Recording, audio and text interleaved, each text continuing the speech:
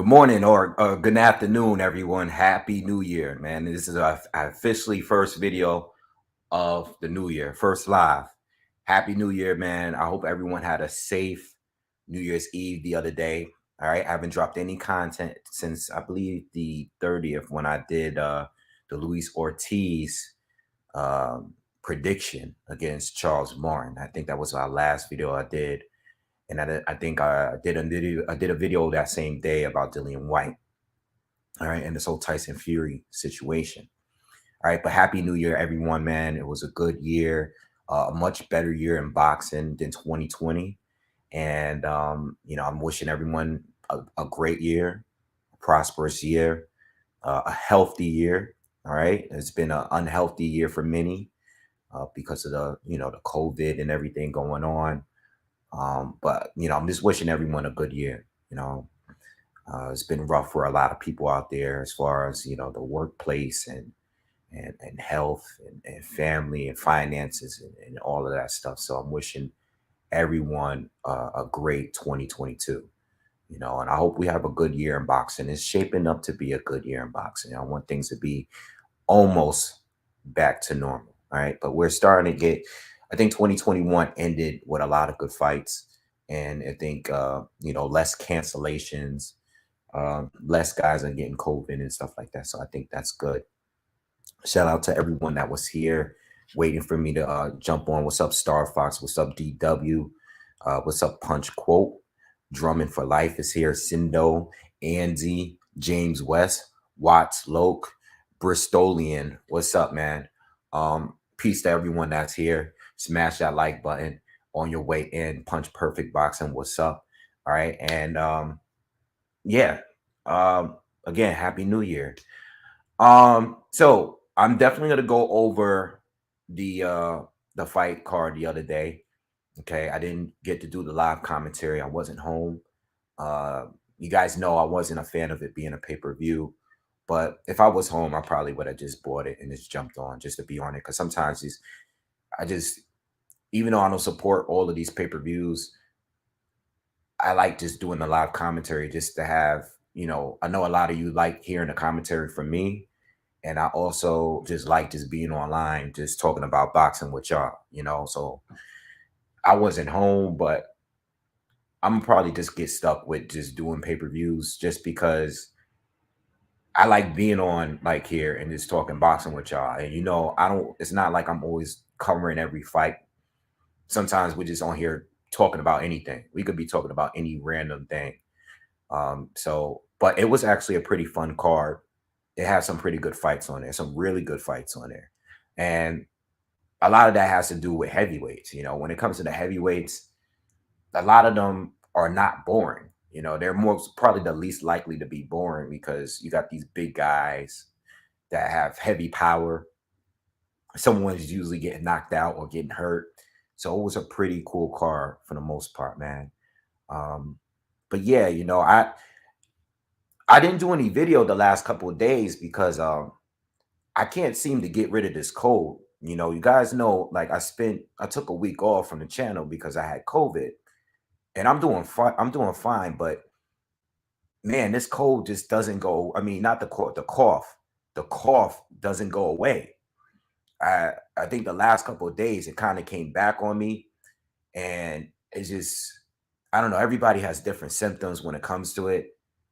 I think people that had it last year had it much worse, but I just can't seem to get rid of this cough and trying to get better when it comes to that. I don't know. I don't know what it is. I don't know what's going on. Like I've been taking cold medicine, but the congestion is just not going away. It's actually really, really annoying. I'm tired of it. I'm ready just to be back to normal, man, because this is annoying. It's affecting my sleep. Uh, it's annoying. But I've talked to people. Some people said it's taking like over a month to get fully recovered. But like yesterday, I wanted to jump on here and talk about the fights, but I was feeling a little under the weather yesterday. So it is what it is. Hopefully, it goes away soon. I've been taking cold medicine. I don't even think cold medicine works. I've been taking different stuff. Like I had Robitussin, I had like Theraflu. I've been drinking like tea, ginger, Mucinex. I'm tried all this stuff, man, over the past few weeks. I don't think any of that stuff works, man. I don't know. All right. But yeah, I hope everyone is having a good year so far. As far as 2022 for me, like when it comes to this channel, I kind of just want to just keep staying active. Like that's always my biggest thing. You know, I always want to grow. There's always things that I have ideas and plans that I've always had for the channel, but it's more about just being active. I think being active is very, very hard. I have a crazy schedule and I do a lot of things outside of the channel, personal things. So I just want to be able to stay on here and stay active, drop content, you know, constantly, consistently, you know. Some of the other content creators, they're able to be 3, 4 videos in a day. I wish I could do that, you know. I wish. Yeah, I do take vitamin D. I don't think I have vitamin D, but I have a whole bunch of list of vitamins that I do take. I don't want to go through all of them right now, um, but yeah, I think just staying active is the biggest thing. This year though, definitely came up with the lives. Like I was kind of late when it came to like doing live commentary. Like I started in like 2019, I think, late in 2019, but in 2020 I started to really put on. But even though 2020, like it was really not much boxing going on, and when there was no boxing going on because of COVID, I didn't really put out much content.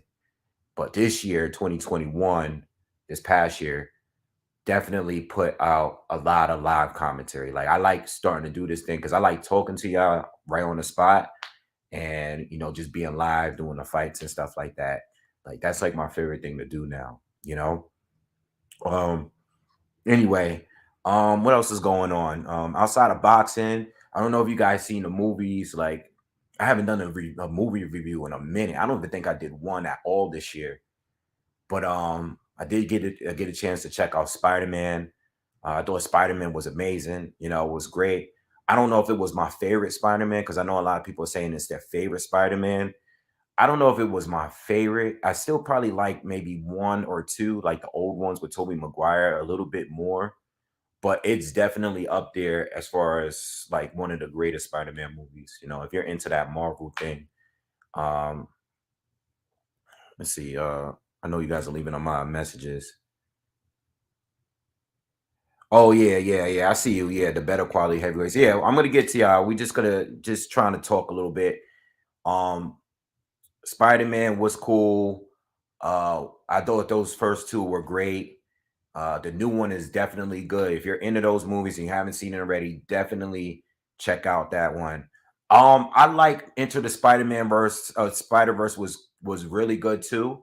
I like those, but I don't like mixing, like when it comes to reviews, I don't really like mixing the animated movies with the real ones.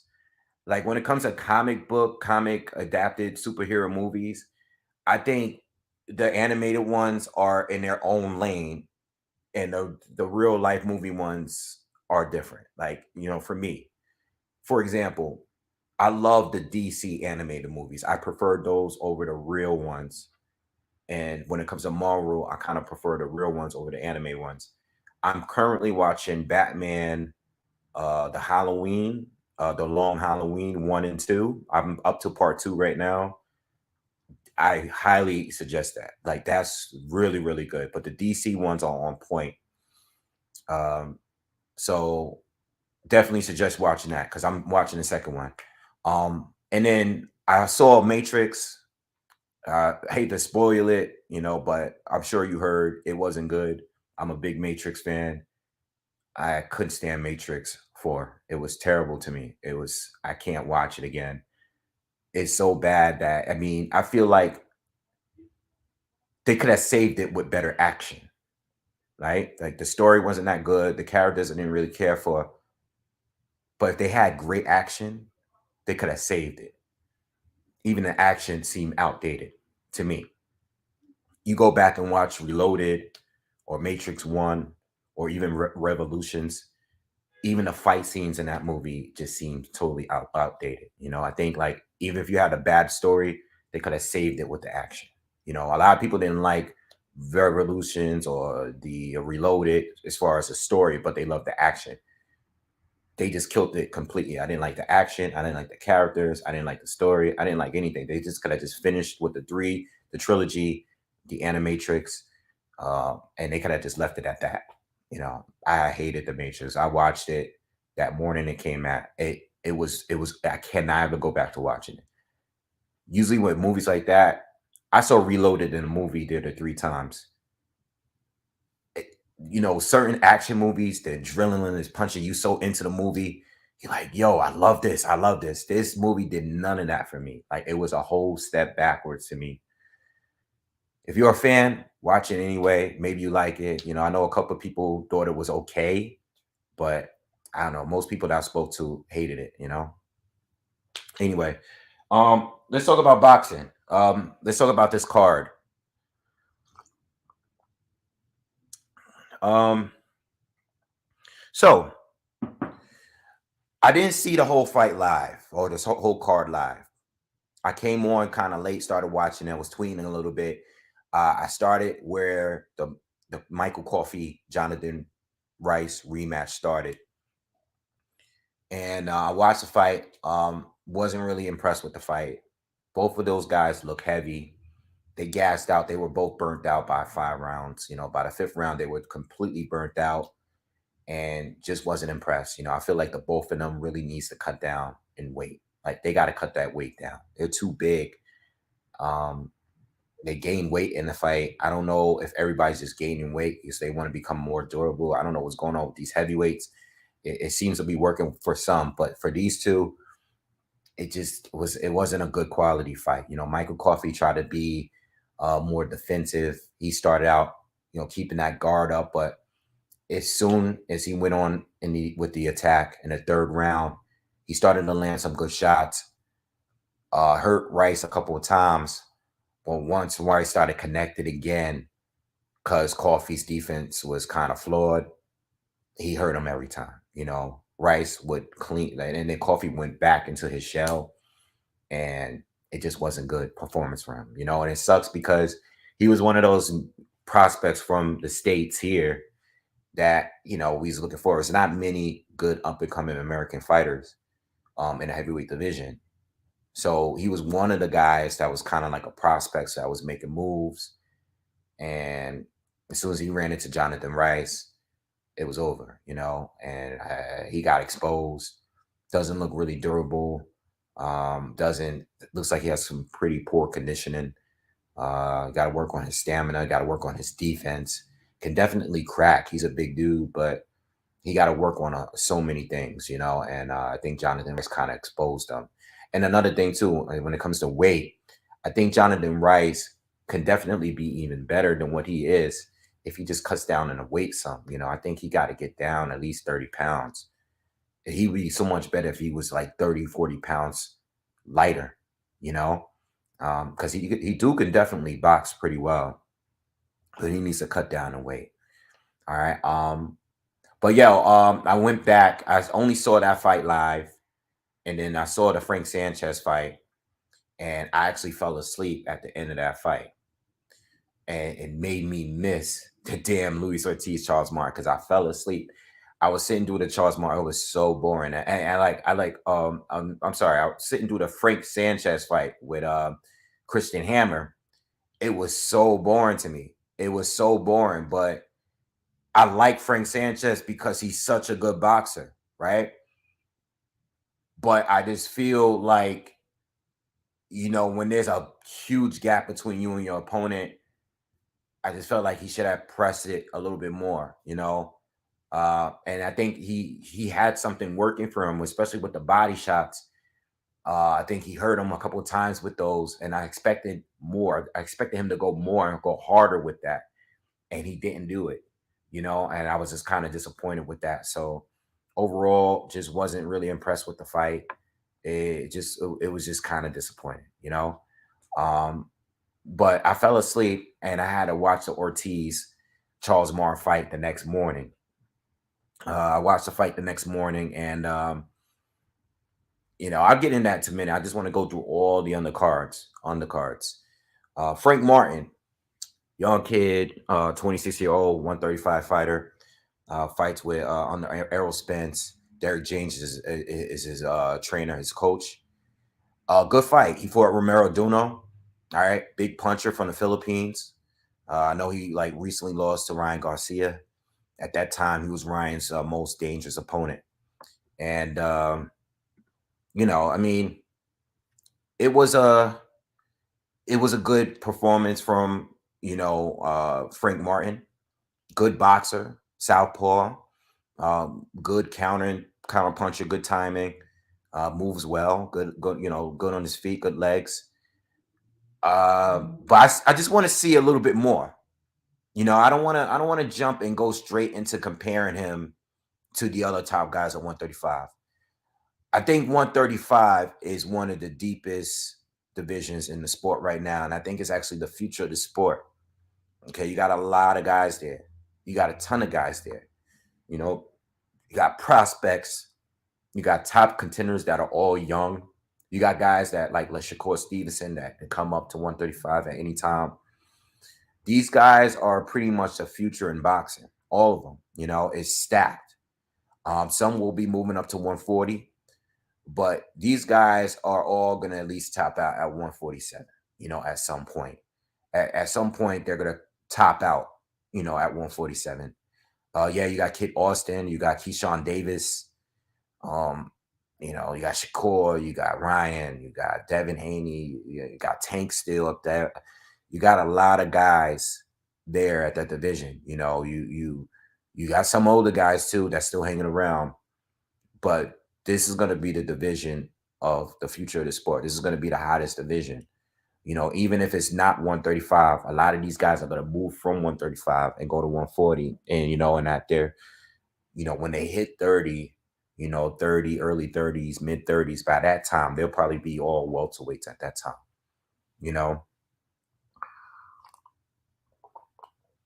Yeah, all of these guys have star potential. And I think the reason why a lot of them have potential to be stars because you got the ones that are popular already, and like Tank and Ryan and T.O. And I know T.O.'s moving up, but their names are always going to be linked together, and it's good promotion for each other, So with that being said, at some point, I know the promoters, I think the biggest problem, and I'm going to get to 22 in my expectation. I'll do that later. But I think a lot of these guys, they have different promoters, and they fight on different networks. I know Devin is free to fight anywhere, but I think the promoters are all trying to protect him on the low. I think for the most part, the promoters are the issue for the most part, not for everybody, but the promoters, everyone in a way is trying to protect them, but we have time. And they're still young. They're all like 20, younger 20s for the most part. More of them young, mid 20s tops. So with time, I think this division will be the most popular division. You know what I'm saying? Lincoln Craig, why would I start crying if Charles Martin lose? Why would I cry? I'm not like I predicted Ortiz to win. I wanted Ortiz to win. I like Charles Martin. He's cool. But I didn't think Ortiz would win by knockout though. I did predict him to win by a decision, but I did predict him to win. Yeah, I didn't cry though. Charles Martin lost. It is what it is. But Frank Martin looks good. The other fight between what's this guy's name? The fight between Victor Foss, right? Victor Foss and what's the other guy's name? Iago Kalazi. That fight was wild. That was definitely the craziest fight of the night. Both were just going back and forth with knockouts or knockdowns. You got 5 knockdowns in that fight. Victor Foss drops Kalazi in the first round. Kalazi dropped him right after that. And then I think they went into the I think Force knocked him down again, maybe in the end of the first round or maybe in the beginning of the second round, and then Colossi knocked him down again, and then Force knocked him back down in the second round, and the ref waved it off. That was a crazy fight for 2 rounds. That was a way to wake people up. Like, if you were in an arena and it looked like the arena was kind of dead, but if you were there, that is the type of fight that'll wake you up. Like, that was a crazy, wild fight. I didn't get to see Gerald Washington. Is probably the only fight I didn't get to see. All right. But Gerald Washington, I didn't realize until the other day when I was watching some of Charles Martin and Gerald Washington fight. I didn't realize that Gerald Washington is pushing 40. He's like 38. So I'm not saying he needs to retire, but at this point, I think him beating Robert Helenius was the highlight win of his career. And at this point, if he's going to continue boxing, he's going to be just pretty much like a journeyman, I won't even say a gatekeeper. I think he's a gatekeeper for the guys that's on the up and coming guys, for the prospects that's on the way to up, like maybe like a Jared Anderson, for example. I could see them putting him in the ring with Gerald Washington. You know what I'm saying? But he has no future as far as being a top contender. Like those days are gone. I think we're past those days. Like Gerald Washington had his moments. He had his good fights, but he's kind of past it at this point. And I think the biggest issue with Gerald Washington, even years back, like when he was fighting Amir Mansour, Gerald Washington always had problems with guys that were aggressive, and he always had really bad stamina issues.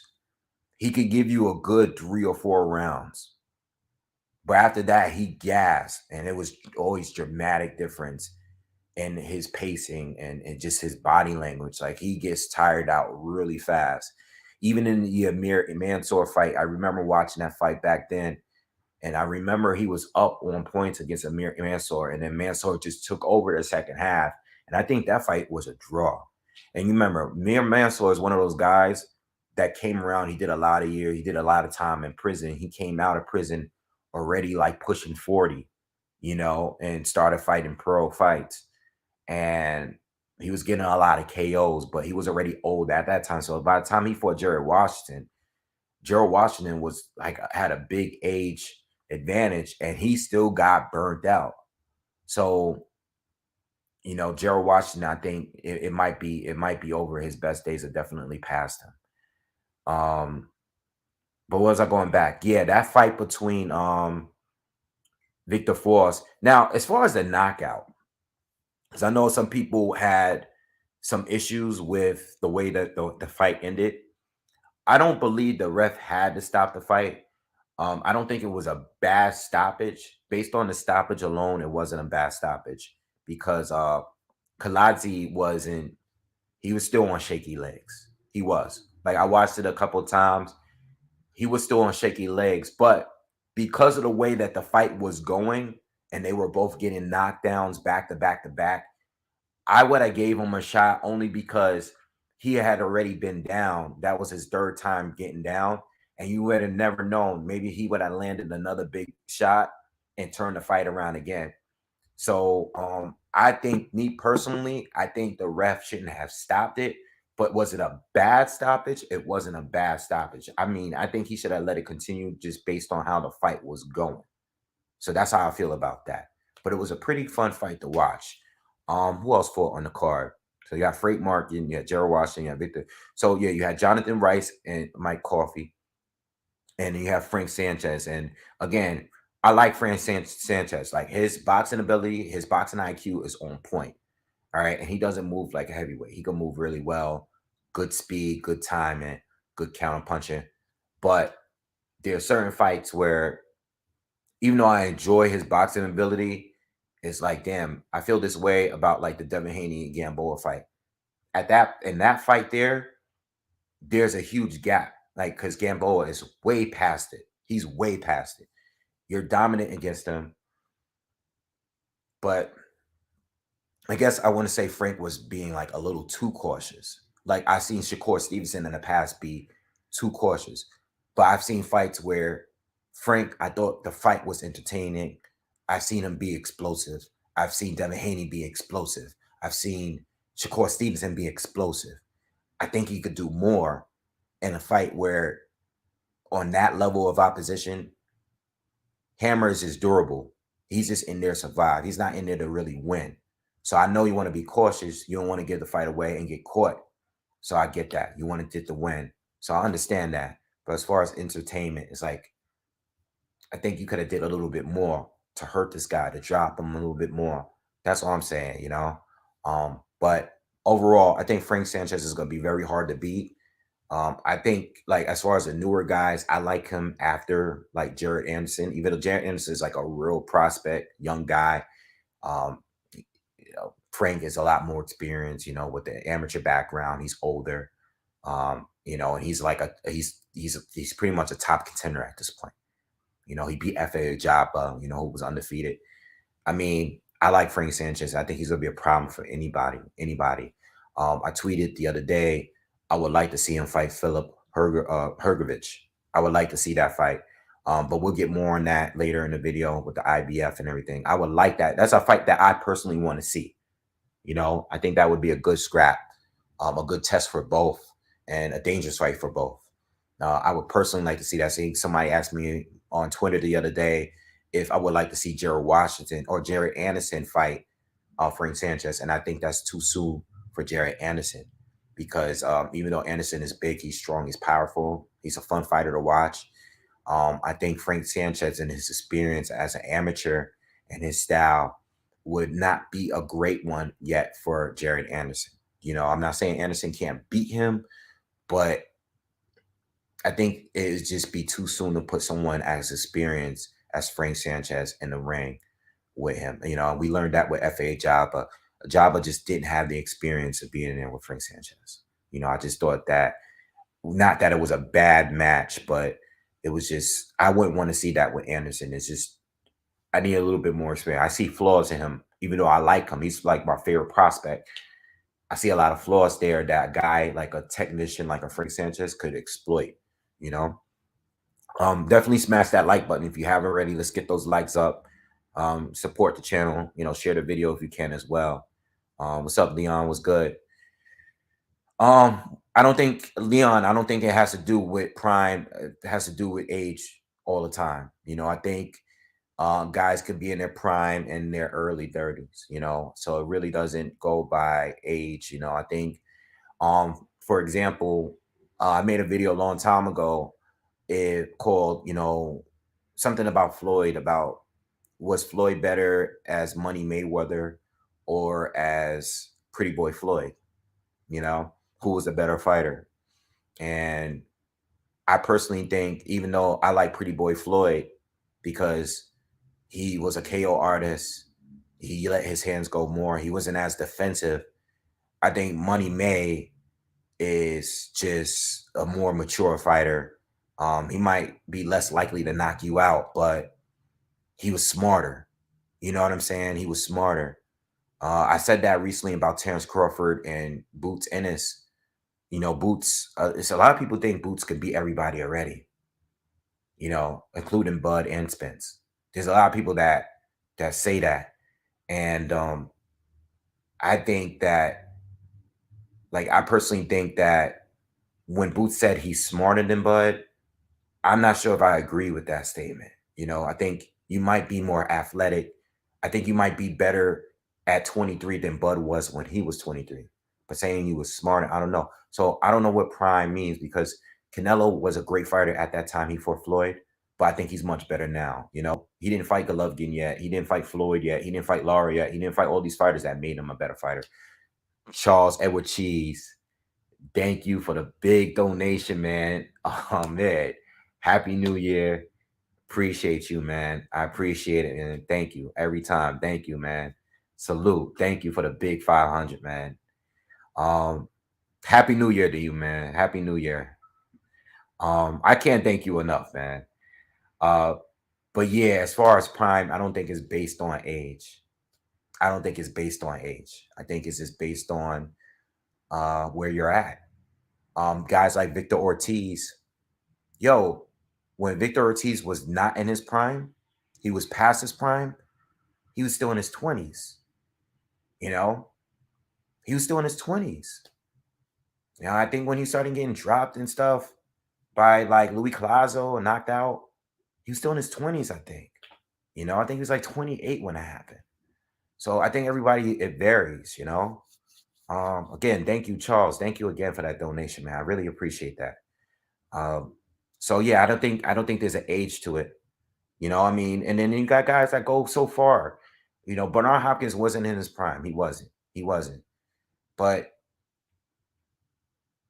I think Bernard Hopkins, you know, being that he started kind of late, he wasn't young when he started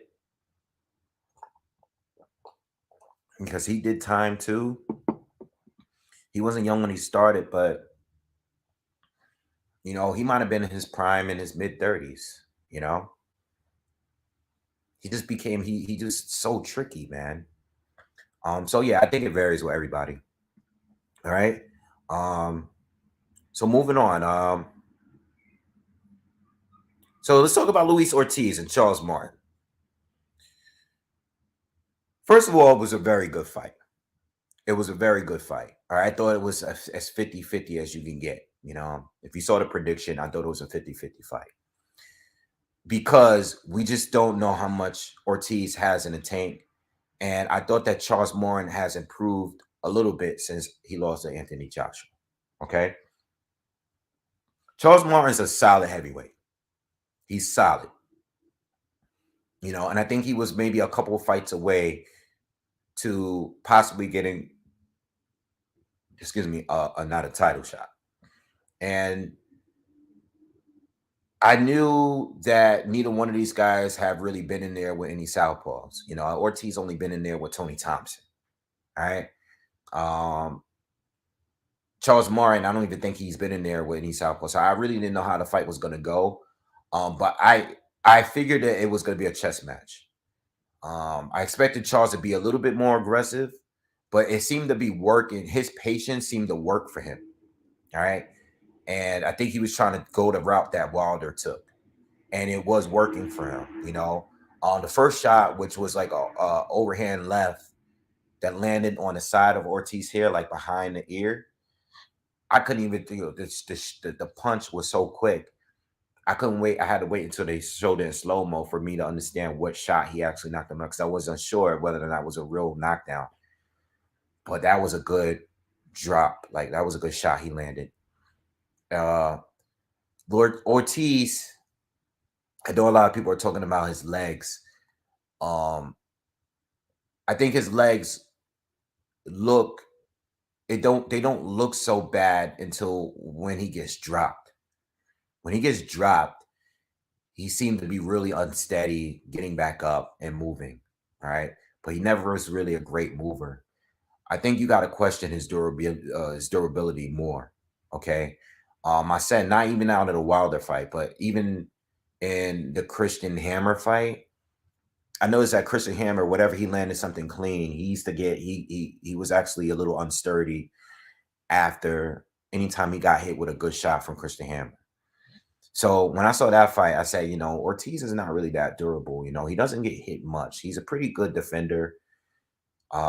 He's, you know, I think, you know, you getting hit and hurt by Wilder is that's not a bad thing. You know, Wilder's Wilder at the end of the day. You know, Wilder's gonna do what he do. But when I saw Christian Hammer able to hurt him a couple of times, I was like, I don't think Ortiz is that durable. And maybe that has to do with him and his age. You know, maybe it just maybe I don't know, maybe Wilder softened him up a little bit. You know, we really don't know.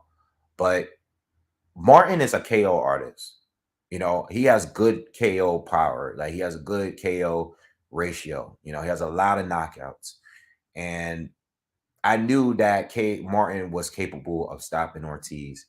What I wasn't expecting was Martin to win rounds like the way he was winning. Like I thought Ortiz was losing the fight up until the stoppage.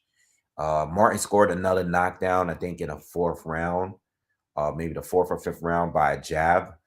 I've seen that happen with plenty of fighters. They kind of just walk into a jab, but it's the way that Ortiz looked when he was trying to get up. His legs just didn't look good, you know. Uh, Lincoln Clay, you stupid.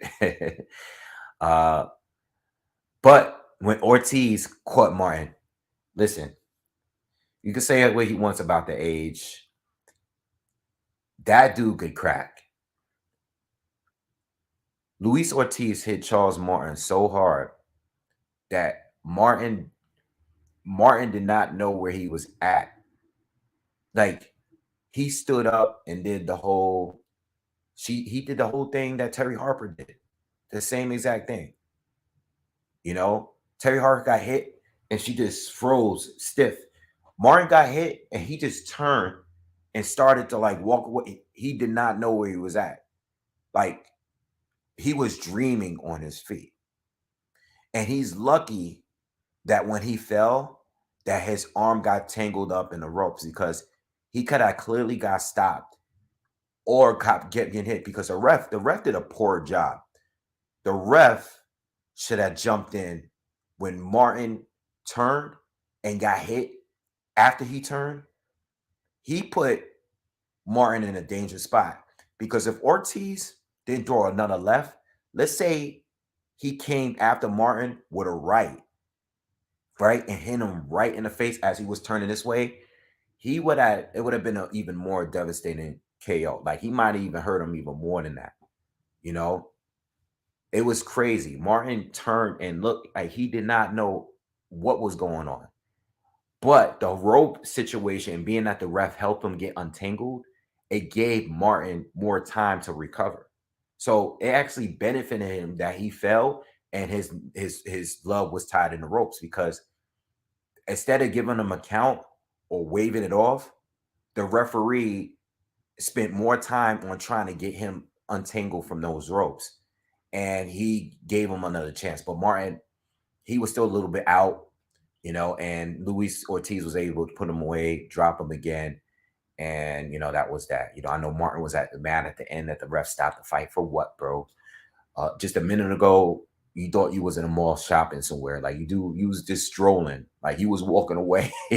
You had no idea what was going on, So I think I think that it was a good win for Ortiz. I mean, we joke and laugh about his age and everything, but the dude is still sharp. He can still crack. He's definitely past his prime. I've seen better days of him, but he's still very dangerous, because Charles Martin is I wouldn't say he was a top 10 heavyweight, but he was probably a top 20 heavyweight, and he has some good wins. And Ortiz did what he had to do, and I think he didn't look bad. I don't think he looked bad for his age. I think all the criticism comes from the Wilder situation, and his fans. I think people wanted Ortiz to really lose because they wanted to prove that he was overrated from jump, and Wilder's fans overrated him. And I think that is why people are going at him so hard, because they rated him so highly off his performance against Wilder, or to boost Wilder's resume. And I think that's why people expected him to win. And I think being that he did win, I don't think I don't think he's that durable. But I don't think he should be criticized. I think it was a good win. I think if Ortiz was really crap, and I think he was really like not a good boxer and he was overrated all the time, I think he was overrated a bit.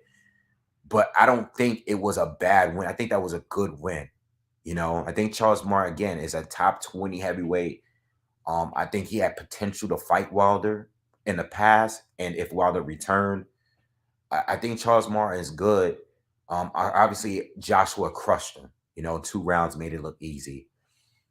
I don't think he would have beat any elite heavyweight. But I think Charles Martin was a good like gatekeeper type of fighter, you know. And I think Ortiz winning, even though he didn't look good winning, because I definitely had Ortiz down on points. I think the win and the stoppage was a good stoppage, you know, even at a guy, especially for a guy that's 42 years old, you know. Again, I really wish I was able to see him in Povetkin. That was one of the fights that I've always asked for on this channel. You know, I would have loved to see him and Povetkin fight each other. Wish he took the Joshua fight when he had the opportunity. That would have been a great opportunity for him. They turned that fight down. People tend to forget that, but he did turn down a fight with Anthony Joshua. At least his team did, or whatever. And Andy Ruiz took the fight after. Now, let's go into the everything else that I want to talk about. You told about 2022, and I'm going to start off with you know, Ortiz and the IBF, and and these are some of the issues that I have with boxing. The IBF rankings is, and we don't normally complain about the IBF. You know, the IBF is probably the most consistent. You know, they're probably the most strict sanctioning body there is, but even them, they have their issues. And I think when it comes to the heavyweights right now and their rankings, I think they're a little bit all over the place, right? Because this was a title eliminator, and there's no reason why this is a title eliminator, why these two are involved in a title eliminator, right? Because you have two guys that didn't fight nearly in 2 years. Ortiz lost to Wilder, got knocked out, beat Alexander Flores in one round, and he was able to get into a title eliminator. And then Charles Martin went 2 years without fighting nearly, right? And I think by next month or so, it's going to be 2 years. Hrgovic has been the mandatory, you know, or one of the top fighters at the IBF for a minute now. He can't get a fight. He was supposed to fight Michael Hunter, who I love. I like Michael Hunter, but at the end of the day, Michael Hunter avoided him. I know he said he had a bit better financial opportunity with Triller, and I understand that. Go get your money, but that screwed your ranking, you know, potential, you know, area you was at, and it screwed your opportunity of getting a title fight with the IBF champ down the line, you know. And since then, no one has tried to make a fight with Hrgovic. You know, Philip Hrgovic is undefeated. He's been knocking everybody out in 2-3 rounds. He's just a dangerous fighter, you know, and Hrgovic should have been in a title eliminator fight against one of these two. There's no reason why. It just doesn't mean it doesn't make any sense. All right. So the way I see it, Luis Ortiz should be fighting Hrgovic next. I don't know if that's going to happen. You know, I seen him. You know, I know he wants a fight with Andy Ruiz. That would be a great fight. All right, but that should not be for no IBF ranking. If they decide to fight and they have a fun pay-per-view fight between Ruiz and Ortiz, yo, that should have nothing to do with the IBF. You know, if they're gonna go and do that fight, a voluntary fight like that, then cool. That's your business. I would love it. I would love to see that fight. But Hrgovic should be getting a title fight soon, you know, and I honestly don't even think he should be getting a title fight. I think he should be fighting someone that should earn him a title fight. So you got Joseph Parker, who just beat, you know, Derek Chisora. He's up there too in the rankings. So make that a real title eliminator, like a real mandatory fight. That's if Ortiz doesn't win or take on the Hrgovic fight, you know, and that's the way it should be. You know, if you're number one, you either take your mandatory or fight who the title eliminator guy is, or get pushed to the side. You know, all of this, like all the stuff that's going on right now, Hrgovic is getting ducked. Yo, the IBF got to be a little bit more strict. They're known to be strict. They shouldn't be having two separate IBF title eliminator fights. You know, so they got to sort that out. They got to sort it out. And you know, going into the topics that I wanted to speak to today, I wanted to address that. things that I expect for 2022.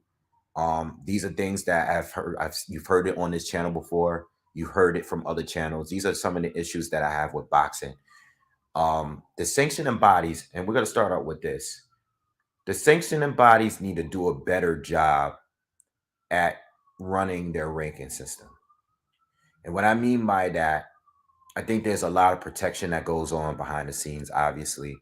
I think some of the promoters have a better relationship with certain sanctioning bodies, which is really conflicting, because certain fighters deserve to be there, but they don't get moved based on their relationship or what promoter they're signed under to.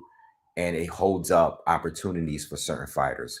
There's a lot of privilege when it comes to this boxing sport, and certain promoters, if you're signed or if you're with certain promoters, they're able to get certain fights quicker or get you certain fights, get you moved up in the rankings a lot more quickly, and I think that's one of the biggest issues when the sanctioning bodies. Sometimes you got to look at certain mandatories and be like, how the hell did this guy become a mandatory? That's a big issue. And we have to stop that. And this is with all of the sanctioned bodies. Yes, some are worse than others, but this is with all four of them. How the hell did this person become a mandatory? How does this? And certain fighters, when they're real mandatories, and I'll say real mandatory, I mean guys that really earned their way to get to the number one, right? They beat up real fighters to get their title opportunities. That's the way it should be. I'm thinking if you're the number one in a sanctioning body, you had to fight real fighters to get there, notable people to get there. All right. They might not be famous, but they're guys that actually did work, put in work in the ring. But there's certain mandatories that are coming off losses. All right. There are certain mandatories like that didn't beat anyone at all. All right. No real ranked guys. No real, they didn't beat anyone. And they just pop up as mandatories. There are guys that were at the top of the rankings, but they took an L. They took a knockout loss. And then they got bumped down one spot. And they were able to get another mandatory or a title eliminator shot right away. And this is not consistent. These inconsistencies are bad. How does Abney Yildirim, and it's not about getting on Canelo, because I know you guys are going to jump on here about Canelo. Yildirim was Canelo's mandatory. Canelo had to fight him. Yildirim had no business being a mandatory. All right. Now, I know that's out of Canelo's control, but things like that makes it look like, okay, this fighter here is being put here because Canelo has to fight this guy now. Because if we don't make him fight him, or if he doesn't take the fight, he's going to get stripped. So Canelo has to fight him. So when people criticize Canelo fighting him, Canelo fans are going to just say, well, he was the mandatory. Now, I know it's not Canelo's fault, but it's like, why is this guy a mandatory? And that goes for every other fight this happens to. Why was Sarah Meta a mandatory? He had no business. That guy had no business being in the ring with a triple G. You get what I'm saying? So when we say, oh, he's the mandatory, and this goes for any fighter. I'm talking about any fighter. I'm just giving you an example. Any fighter. For a guy to be a mandatory, for a guy to be a number one, you would think that he had to go through the trenches to get to that spot. But the sanctioning bodies they pick and choose.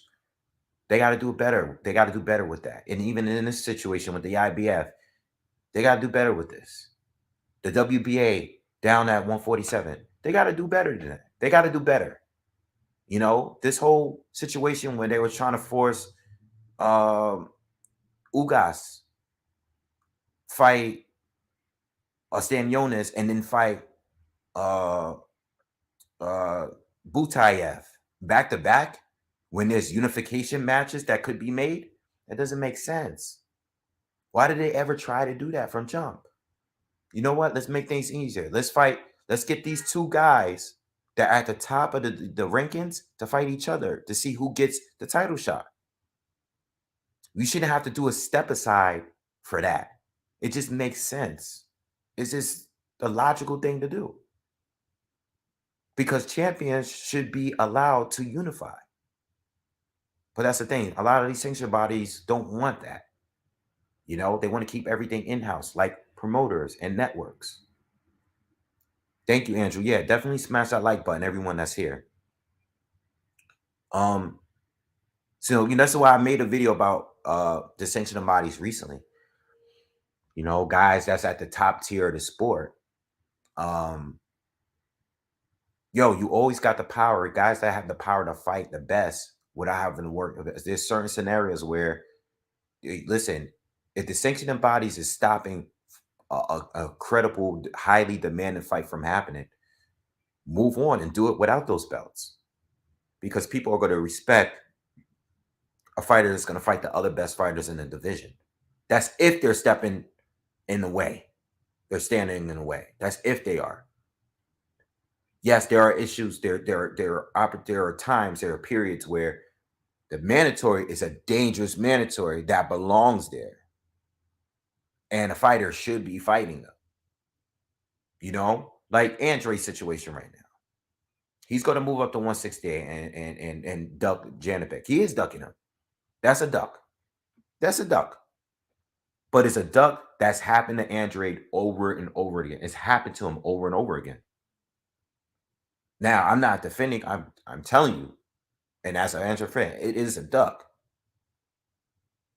But where were these people when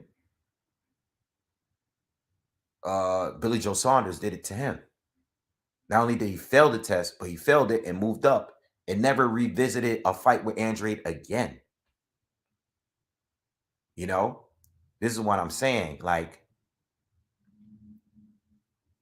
these fighters are going to keep doing it. Call them out when they all do it. You know, when they all do it. If you have a chance to unify, just unify with the easy guy. Don't unify with the tougher one. Like, come on. Like, nah, we're not going to do that. Is there a sport more dirty than boxing? Nah, I don't believe so. I don't think so. I think boxing definitely got to be number one. Yeah, I don't think boxing is corrupt to the core. There is no boxing without the corruption. There is none. You know. Yeah. Another thing is, and this is a huge issue, and I've been talking about this a lot recently. The promoters this year, they've been convincing fans that like fights shouldn't happen. Highly demanded fights, unifications that the fans are demanding, not just on social media, but just period. Recently, Bob Arum is trying to convince boxing fans that a fight between Bivol and Better BF is boring, and that's not a good fight. That's ridiculous. That's a promoter. As a promoter, and it's one of your fighters. Why would you try to convince fans that wanted to see that fight for a minute now? They've both been champion at the division for a minute, right? These are the guys that stepped up after Kovalev stepped down, right? Kovalev, he took his L's. Stevenson, he lost. He retired. I hope he's doing okay, by the way, because he had that near-death loss there. I hope Stevenson is doing well. Adonis Stevenson. But why are promoters trying to convince fans that fights that we're asking for, why are you trying to convince fans that that fight doesn't make sense? That is boring. That's ridiculous as a promoter. What are you a promoter for? What do you promote? You're doing more work. I said this about, same with Leonard Ellaby. Leonard Ellaby is doing more he has done more interviews talking about how Bud and Spence, nobody wants that. I've heard him say that in an interview before. Bud and Spence, nobody wants that fight. Why would you say that? Any interview that you do, people are asking about that fight. It's not just the media. The media is asking because the fans want it. The media is aware that everybody wants this fight. Why would you try to convince boxing fans that that's a boring fight or that's not enough? It's not a good fight. As a promoter, why would you do that? Now, it may not be beneficial towards you because you might be putting your fighters at risk. But if you're here to give fans what they want, if I mean, it appears that that's not what he's here for, or even Bob. If it's just for self gain, then I'd rather you just say it. That doesn't just don't say that the fight doesn't make sense or the fight is boring or the fight there's no demand for it. That's not true. Same thing with Tank and Josh Taylor. If Tank is gonna go up and fight fighters at 140, why wouldn't fans mention Josh Taylor's name? If you're gonna fight for a title, for a junior title at the division, why not go after Josh Taylor? Why would you just not, if the fans are asking for it, why not do it? You know, it's kind of, these are the issues that I hope that in 2022. I mean, these are issues that's always been there, but in 2022, I'm like, one thing that I think is good about social media. I'm at least glad that a lot of people are exposing these issues. Like a lot of the content creators are bringing these issues to the forefront because I know when I was younger, or even before I had a boxing channel, I wasn't aware of all the politics. I used to just watch fights. Now that people are aware and know what's and following the media and stuff, following interviews, I think that people know and more aware. They're putting more pressure on fighters, promoters, the networks, and people are expressing themselves. So you had media there. The media could always twist everything, but fans can actually do their research. I know a lot of fans don't. A lot of fans just, they have their biases, so they believe what they want to believe, right? But at least I think the good thing about social media is that a lot of people are putting stuff out there and they're making people aware of what's really going on behind the scenes. Now some of it is not true, some of it is fake. But I just think promoters shouldn't be trying to convince fights that people are demanding that they're boring. I just think that's not, it's just not good, I think also going into this new year, I would like fans to stop, and it's not gonna stop. It's never gonna stop. But I would like fans to start calling out these fighters that are just chasing the common opponent. Like look at Ryan Garcia's situation right now. Now they're chasing Isaac Cruz. Chase the winner of the fight. You know? What's up, bro? Thanks, Jason. Appreciate it, man. That's my dude right there. Thank you. Um, what was I saying? Yeah, I think Ryan Garcia and I don't like the fact that, like, all right, Tank struggled against a fighter. Let's chase the fighter that he struggled against.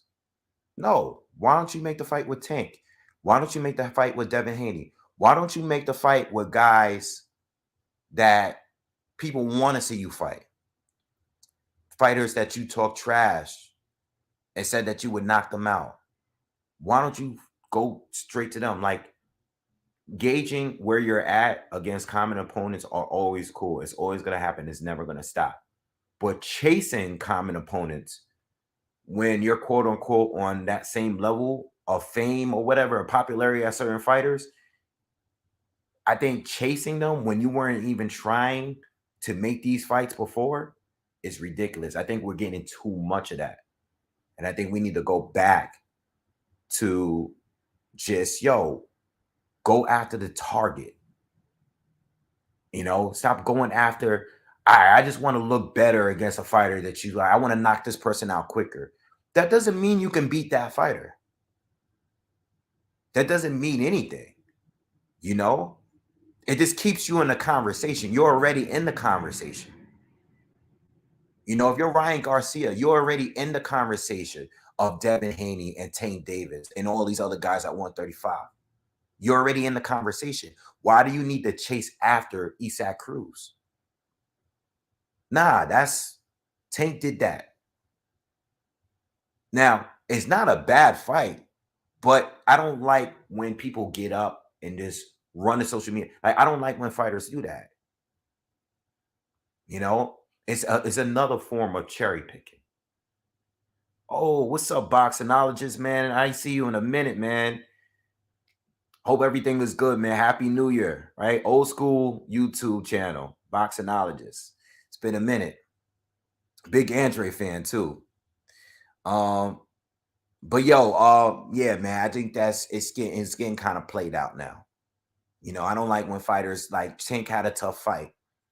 So what does everybody do? Try to run and look better against the, you know, when a fighter does that, I hope they get knocked out. Like, I don't have nothing against Ryan, you know, outside the fact that, you know, he kind of disappeared. He was doing a lot of talking, he disappeared. And listen, if you're going through something, take a break. Fine. But just remember that when things got thick and heavy, you coming off your best win, you left, but you were the one that was bragging about your following. It seemed like your following got a little too much for you. But now that you're coming back, you know, now you're going after, you know, a guy that just lost. And I just think it's kind of corny and it's getting kind of played out, you know.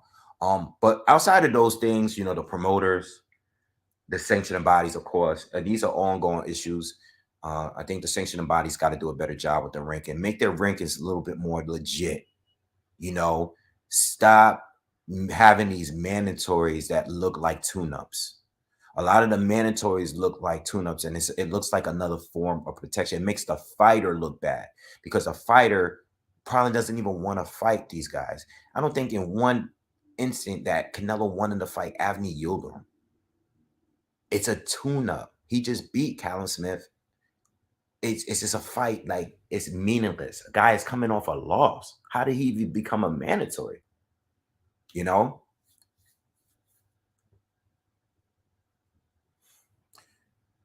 Cruz said Garcia doesn't want to fight. He's too busy being an Instagram celebrity. Yeah, I did see that. I see that. I seen that. I seen that. And listen, man.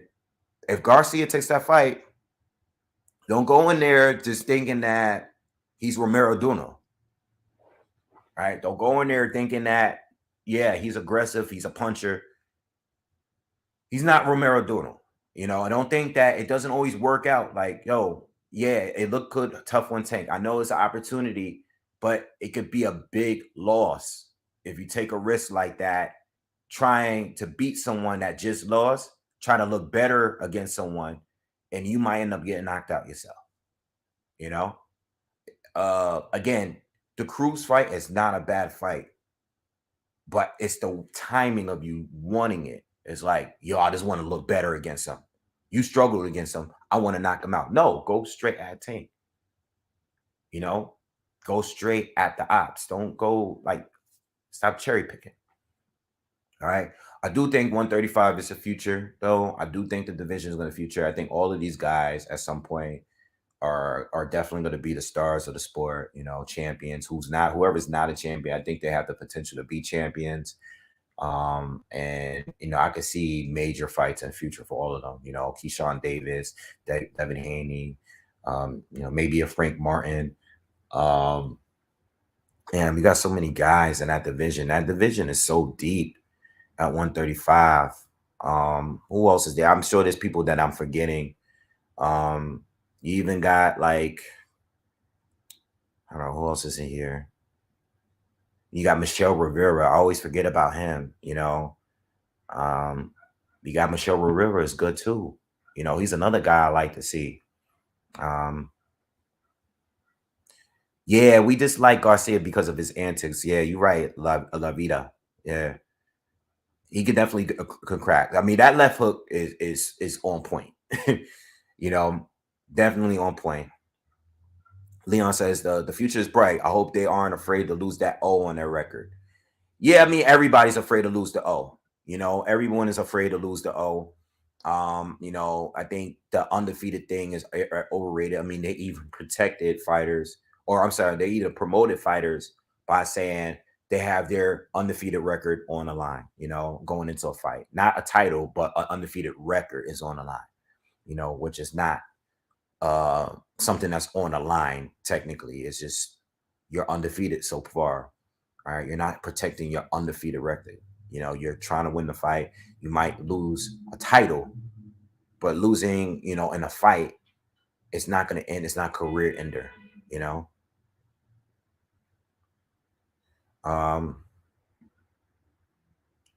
Mr. Intamin says Tank would destroy Garcia easier. I would be picking Tank to win. You know, 1 foot out the door says Tank would KO Garcia until next week. I would be picking. Yeah, yeah. Yes, and he did duck Haney. Yeah, yeah, yeah.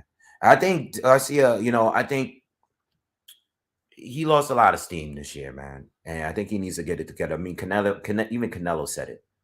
You know, I don't know if Garcia's really focused. I don't know what's going on with him. Yeah. Burt Wood says 122 pounds.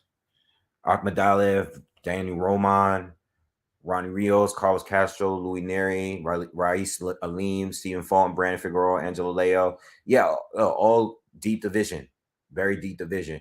But these are guys that are, you know, it's kind of messed up because this division is very similar to 135, but because they're not as famous and involved on social media, they don't get the same kind of credit as those guys at 135. But these guys are actually all fighting each other for the most part. You know what I'm saying? Um, so you know, Akhmadaliev beat Roman, Stephen Fulton beat Figueroa and Leo this year. You got Luis Neri who just lost to Figueroa. Um, Listen, you got a lot of fighters there. It's a deep division, but I think it's because they're not as famous. I think that's why part of the reason why the fights are getting made with them, you know, and that's how the sport works. Unfortunately, the sport work where the divisions where people are not extra famous, they're like they're easy to make the fights. They just make them. You know, it's like an easy call to make. As soon as like when there's a bigger marketing value, that's where fighters are protected. You know, they're protected more. The guys at 122 just don't have that marketing value to them yet. Not yet, you know. Lil Noosh, I agree with you. 2021 could have been Ryan's year with the momentum that he had, but he wasted it. Yeah, and again, that's coming off his biggest win. Like, you know, he was able to stop someone that never been stopped before. And you know, he faced some adversity.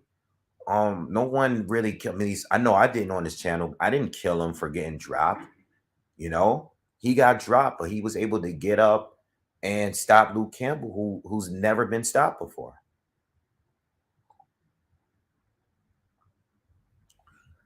New breed. I'm glad you said that.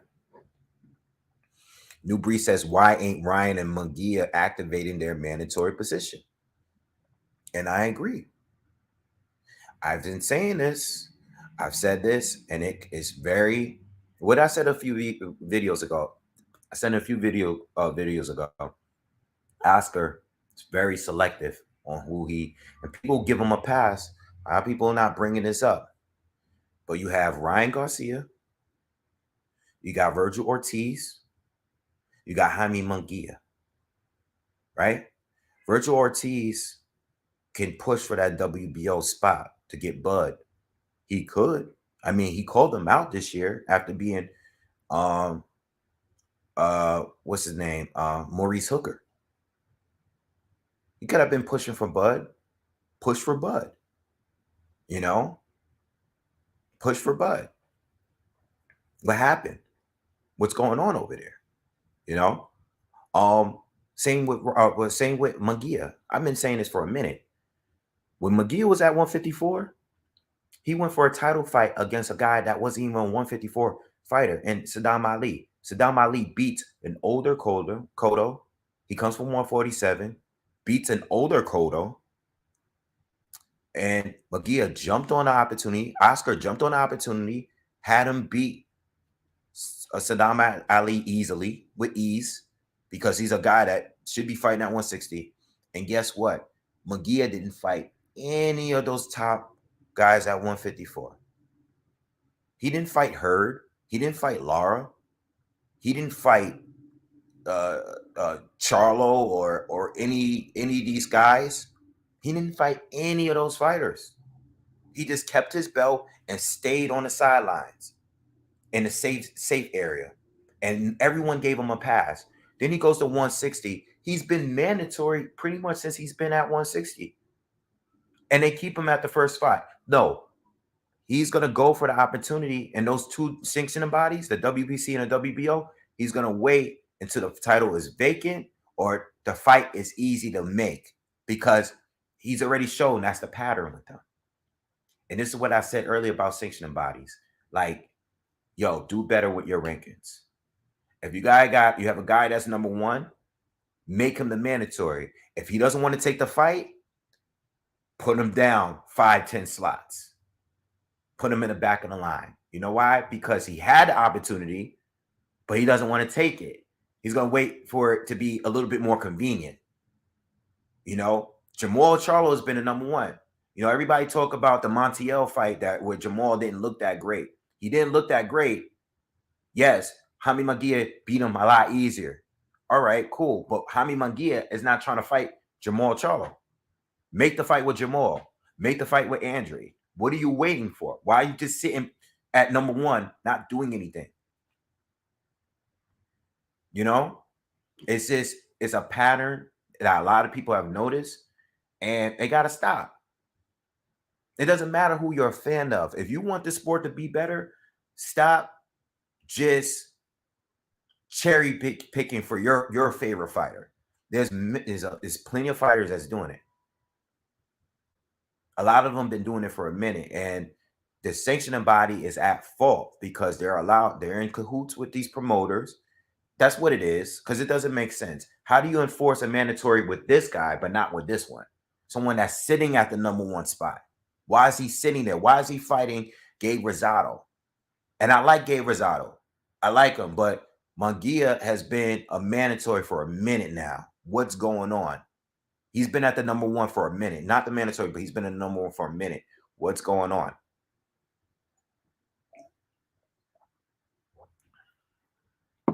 You know? What's happening? So it's full circle. It's just that people are very, very selective on who they choose to expose these issues. They're very selective. They do it with certain promoters, certain networks. They don't do it for others. As I said in the last video, and I'm going to keep repeating this, at some point, there's going to be a fighter that you love so much that's going to do the same thing you criticize other fighters for. At some point, it's going to happen. How are you going to react to it, though? Are you thinking it's cool? Are you going to blame the other fighter that did it? Oh, this fighter did it too. No, but your fighter is doing it now. What do you have to say about it?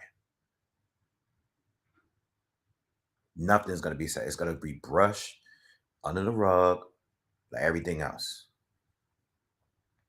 I have no idea who Oscar Valdez is fighting, because they were going to try to make, we want Shakur Stevenson, but Bob Arum wants him to fight Navarrete at 126. Well, from 126. They're going to fight at 130. But Shakur just beat Jamel Herring. We want Shakur against Oscar Valdez, but Oscar Valdez didn't look good in his last fight. So now Bob Arum is saying, oh, Navarrete would be a better fight. Let's put that fight together. And we'll have Shakur fight Miguel Burchell, who just got knocked out by Oscar Valdez. But thank God Miguel Burchell don't want the fight. He already said he's not staying at 130. I'm going up to 135. I want to take a few fights and then I'll hopefully fight a championship fight at 135. He said he can't make weight anymore. So I don't know what they're going to do. I'm sure Bob already has his mind on making Valdez against Navarrete. Not that it's a bad fight, because it's not a bad fight. I think Navarrete is a fun fighter. But it's just about the timing with me. Let's get that unification between Valdez and Shakur right now. Bob doesn't want to do it. So we just got to wait and see. You know, I don't believe Valdez wants it either. All right. But we just got to wait and see. Yes, I do. Newbury, I agree with you. I blame the fan base for protecting their fighters. I do. But the fan base are going to do what they want to do. You know, the fan base are all going to do it. All right. But we can't make the fights. We can demand them, and we do have influence. But again, like as I was saying earlier about promoters, like a Leonard Ellaby, like a Bob Arum, they have gone in camera and said that fights that we are demanding, that no one wants to see the fight, that these fights are boring. They have said that after floods of thousands of fans have asked for these fights. Everybody know that Terrence Bud Crawford and Spence is one of the biggest fights to be made in boxing. Why would you tell the fans that nobody want that fight? Why would you tell the fans that nobody wants Bivol and Beterbiev? That the fight is boring? Why would you tell the fans that as a promoter? Why would you do that? So yes, I do believe that the fans have influence, and yes, they do cherry pick for their fighters and they want to protect their fighters that they love. But it's up to the promoters and the networks and the sanctioning bodies to make the fights that we want. They know what we want. They know what they are very aware of what's going on. You know.